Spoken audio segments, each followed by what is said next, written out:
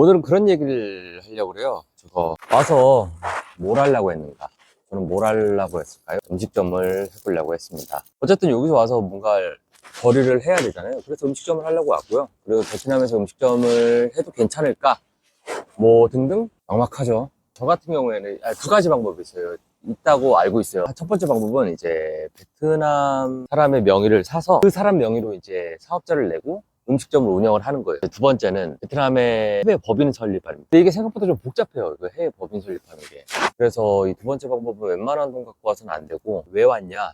뭐 어떻게 하려고 왔나? 저는 두 가지 방법을 다 생각했어요. 처음에는 베트남 사업자로 하시는 분들도 꽤 있고, 이거 좀 위험한 얘기인가? 첫 번째 방법을 하든 두 번째 방법을 하든 어떻게든 해결은 되니까 다음 단계로 와서 어디서 뭘 팔 거냐, 뭘 팔 거냐.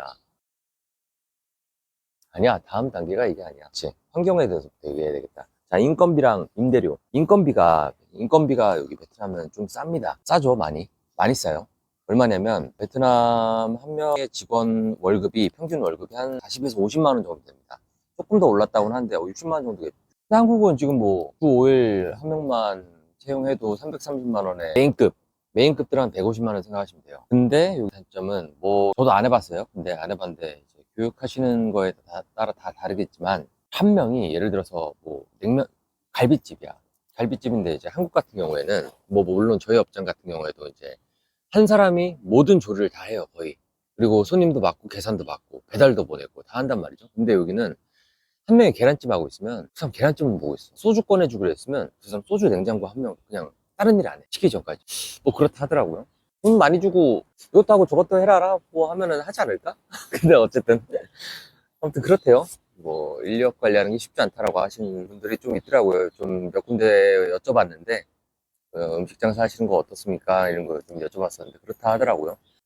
인력비는 뭐 문제가 될 것 같지 않아요, 딱히. 그리고 노동법은 한국보다 빡셉니다, 여기 생각보다. 노동법은 꽤 빡세니까 이거는 바탕을 공부를 하셔야 돼요, 이제. 그냥 뭐 썼다 잘랐다 이렇게 뭐 할 수 있는 구조가 아니에요, 여기도. 그렇게 하시면 안 되지만.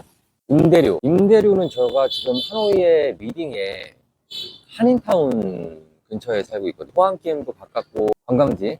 여기 임대료가 우리 한인타운 메인 기준으로 해서 건물, 여기는 1층, 2층 임대가 잘 없어요. 그냥 건물 하나 통입니다, 통. 웬만하면. 그랬을 때 여기 메인이 월세가 한 1200만 원 해요. 한국 돈으로. 달러래요, 달러 여기. 1200만 원 정도 하고, 그리고 권리금이 웬만하면 붙어 있습니다, 다. 메인 자리들은. 저기 장사 잘 되는 자리들. 권리금이 대충 한 2억, 1억에서 2억 정도 붙어 있습니다, 여기. 그래도. 그래요. 근데 저는 그런 데서 장사를 안 해봤어요. 한국에서도 그렇게 큰 비싼 데서.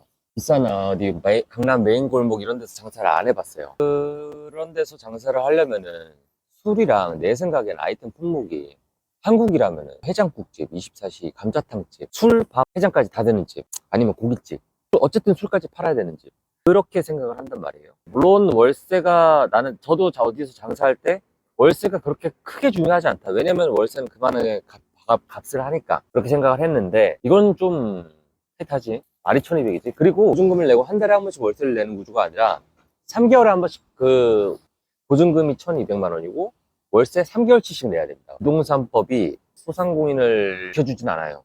월세 올리고 싶으면 언제든지 올릴 수 있어요, 그냥. 제가 아는 여기 미딩에 되게 좋아하던 막창도둑이라고 있었는데, 거기가 없어진 이유가 월세를 집주인이, 장사 잘 되니까 월세를 집주인이 계속 올려달라 그래갖고 계속 올려달라 했나 봐요. 그래서 없어졌어요. 아무튼 그런 리스크가 있고, 이 한인타운이나 약간 조금 더 벗어나면은, 베트남 사람들이 있는 지역으로 벗어나면 월세가 확 내려가긴 해요. 150만 원에서 200만 원 정도면은 한 15평 정도?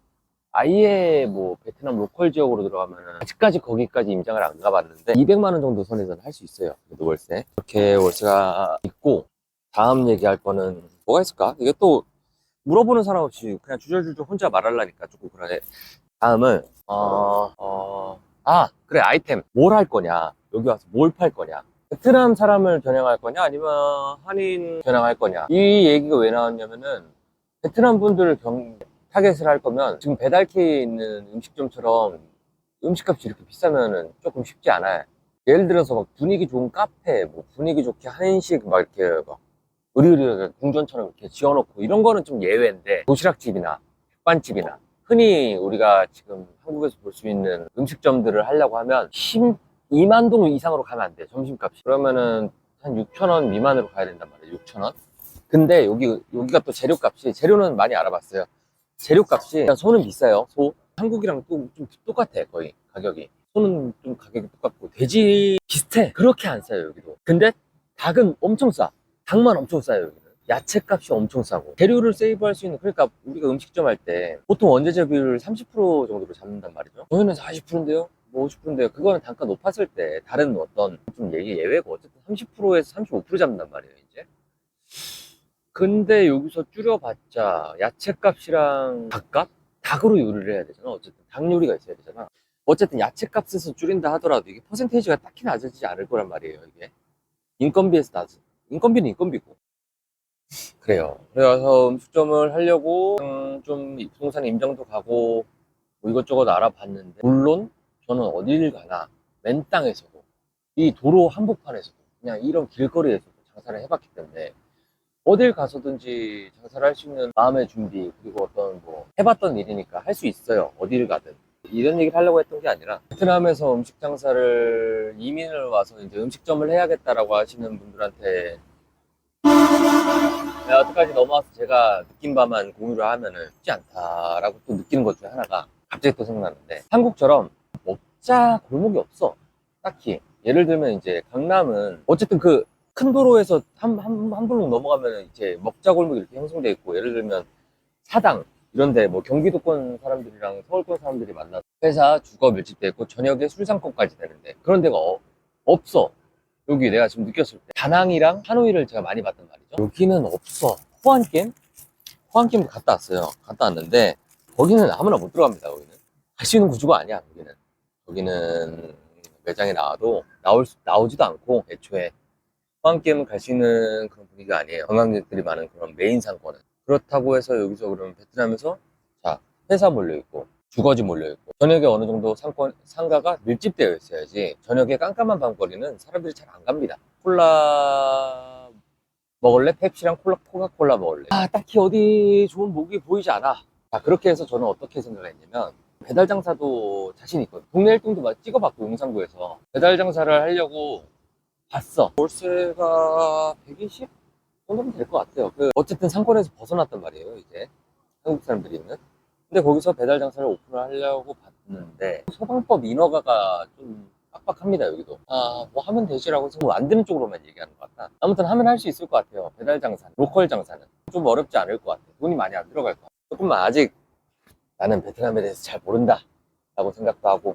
그리고 그것도 있잖아요. 한국에서는 어렸을 때부터 자라왔기 때문에 주변에 또래들이랑 하는 것도 있고, 얘기하는 것도 있고, 계속해서 인터넷에서 정보를 접하고 하기 때문에 얘네들이 뭘 좋아하는지 대충 안단 말이에요. 베트남에서는 이제 아는 사람도 없고 이 문화를 모른단 말이죠. 지금 넘어온 지 얼마 안 돼서. 어차피 한번 시작하면 돈 5천 깨지는 거 일도 아니고, 내가 봤을 때 5천만 원을 쓸 바에 좀 더 알아보자. 뭘 알아보느냐, 얘네들, 이 사람들의 니즈가 뭐고 문화가 뭐였고, 젊은 사람들은 밥을 먹는지, 한국 음식 문화가 어떤지, 얼마를 받아야 될지, 어디를 타겟을 해야 될지, 이 정보가 조금 부족하다. 베트남에 있는 친구들을 만나보려고 기웃기웃하고 있습니다. 어떻게? 몰라요? 슈퍼마켓 계산 찍어주는 친구나 얼굴 몇 번 보다 보면 안녕 이러면서 잘로 아이디 좀 줘라고 하고서 내 설명하면서 너넨 점심 뭐 먹어? 이렇게 물어보고. 제가 지금 내린 결론은, 음식점을 하면 할 수 있다. 음식점 왜 하려고 해요? 돈 벌려고 하는 거잖아. 돈을 벌 수도 있을 것 같다. 근데 두 가지인 것 같아요. 그러니까 내 시야에서는 지금 큰 돈이 들어가고, 이 사람의 문화도 모르는데, 회사원들이 끝나고 뭐 하는지 잘 모르는데. 그래서 배달 장사를 하자니 배달비도 확실히 싸고 사람들 많이 시켜 먹고, 배달 장사를 하자니 재미없을 것 같고, 뭐 안 되는 이유만 골라서 뽑는 건데, 하면은 배달 장사를 할 것 같아요, 내 생각에. 거기서 1층에다가 또 예쁘게 이제 손수 인테리어도 해놓고 에어컨도 빵빵하게 틀어놓고 해서 SNS로 홍보를 해야지. 여태까지 제가 SNS로 해본 적은 없어갖고. 근데 지금 하고 있잖아요. 작은 정보와 작은 시야에서의 결론은 잠깐 대기. 잠깐. 어쨌든 언젠가는 음식 장사를 할 건데, 잠깐 대기. 서두르지 않아도 된다. 어차피 들어가는 돈 똑같으니까. 내가 여기서 한 달에 200만 원씩 썼어, 예를 들어서. 1년 하면 2,400만 원이잖아요. 내가 5천만 원 가지고 창업하려고 그랬는데, 내가 봤을 때 1년 동안 정보 알아서 시작하는 것도 나쁘지 않아. 사람 그렇게 안 급해도 돼요. 돈을 한두 번 날려본 게 아니기 때문에 급하게 시작해봤자 이게 좋을 게 없어. 선택 한번 잘못하면 꿈뻑하면 날아가는 돈이라니까. 꿈뻑하면. 그럼 뭘로 생활하고 있냐? 아직 한국에 마지막 매장이 남아있습니다. 실장님이 운영하고 계시는 육떡갈비 하나 남아있어요. 어쨌든 제가 한국에서 손목이 떡갈비였거든요. 저 와서 떡갈비 장사하려고 돼지랑 소랑 그때 재료 공부 많이 했지. 아, 여기서는 야채가 이렇구나, 마늘이 이렇구나, 돼지가 이렇구나, 소가 비싸구나, 닭은 왜 이렇게 싸? 아, 떡갈비는 좀 힘들 것 같아. 왜 그러냐면 돼지고기가 퀄리티가 중구난방이야. 돼지가 냄새 안 나요. 여기는 어디 시장 바닥에서 사도 냄새는 안 나. 돼지고기가 냄새가 안 나. 돼지고기가 여기. 근데 질긴 부분은 무지하게 질겨요. 여기 돼지고기가 우리처럼 앞다리살, 뭐 삼겹살, 등심, 뒷다리 이렇게 팔지 않습니다. 뒷다리 그냥 뭉탱이 그냥 토막토막 다. 아, 이거 별로 중요한 일이 아니고 그냥 돼지고기가 퀄리티가 좀 들쭉날쭉합니다. 마트에서 사는 거, 시장에서 사는 거, 길에서 그냥 나무도마 위에 이렇게 늘어놓고 파는 돼지고기 있거든요. 거기 것도 먹어봤는데 그 냄새 하나도 안 나? 항상 냉장육을 써는지 모르겠는데 돼지가 보면 이제 흐물통해 약간. 아, 뭐 젤리 같아 약간 좀. 익히면 단단해지는데 얘가 민지를 내면은 냉을 안 먹히고 민지를 내면은 얘가 그냥 죽이 돼버려. 고기죽. 그걸 먹으면 식감이 별로거든요. 그래서 냉장을 하고서 이제 어쨌든 떡갈비를 퀄리티 있게 만들어 봤는데 여기에 또 그거 있죠. 분짜에 떡갈비 이렇게 그 피쉬 소스에다가 야채랑 떡갈비 뚝 찍어서 먹는 거란 말이에요. 이건 좀 약간 메리트가 없다. 여기 와서 굳이 떡갈비를 할 이유가 없다. 할 거면 소로 해야 된다. 자, 소 얼마야? 똑같아, 한국이랑. 더 비싸. 자, 일단 제가 지금까지 얘기한 정보가 도움이 될란지 안 될란지 모르겠는데 궁금하신 거 있으면은 댓글 달아주시면 제가 대답 적어 드릴게요.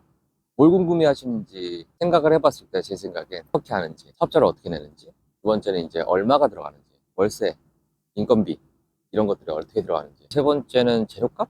한 거지 않을까라고 생각해서 이렇게 얘기를 했는데, 아, 재료에 대해서 하나 더 얘기하면은 재료는 한국 거 웬만한 거 다 들어가 있습니다. 한국이랑 가격은 똑같아요. 그래서 한식이 좀 비싸. 장류나 이런 거는 고추장, 된장 이런 건 한국 거 써야 된단 말이에요. 그래서 한식이 좀 비싸. 계란, 닭, 게류가 되게 싸더라고요. 여기 닭류. 하나 더 있어요. 베트남 거 밀가루 있잖아요. 내가 그냥 나도 주워 들은 거예요. 베트남 밀가루는 이제 좋은 거는 수출을 많이 한대요. 수출을 많이 해서 이제 남아있는 거는 조금 질이 퀄리티가 떨어진다라고 주워 들었어요. 아닐 수도 있어. 근데 확실히 맛이 덜합니다. 튀김을 했을 때도 그렇고 치킨이나 어떤 튀김류에 쌓여진 밀가루 이런 것들 맛이 없어. 는 좀 강한 발언인가? 맛이 한국보다 떨어집니다. 빵도 그렇고 밀가루 쓰실 거면은 이거는 퀄리티 좋은 걸 찾아야 된다 라고 생각해요. 제 생각엔. 내 생각엔 그래요. 야채는 진짜 싸. 내 생각엔 앞으로 6개월은 더 봐야 될 것 같아. 못해도. 왜 6개월이냐면 한국 사람 상대로 장사를 언제든지 할 수 있는 거잖아. 베트남 분들에게 장사를 하고 싶은데 정보가 좀 부족해. 모르는 음식도 많고 그래서 좀 더 살아봐야 된다. 정보는 제가 계속해서 아는 거는 말씀드리고, 아, 그리고 아직 여기 여름도 못 봤잖아. 그거 아시죠? 냉장고 날씨 타는 거. 날씨가 어떤지가 진짜 봐야 돼. 진짜 음식 장사 할 거면은 여름도 봐야 돼요. 여기 밖에다가 음식물 꺼내놓고 뭔 일이 생기는지도 한번 봐야 돼. 천천히 급하게 해봤자 별거 없습니다. 마음 급하고 뭘 하고 싶다 라고 생각이 들 때 하면 되고, 생각이 안 들면은 안 하면 되고, 당장에서 뭐 하는 게 없어서 마음이 불안해서 시작하면 돈 5천 깨지는 거 일도 아닙니다. 잠깐 잘못하면 날아갑니다. 잠깐 일요일 아침에 나와서 흥분된 상태로 그냥 이렇다.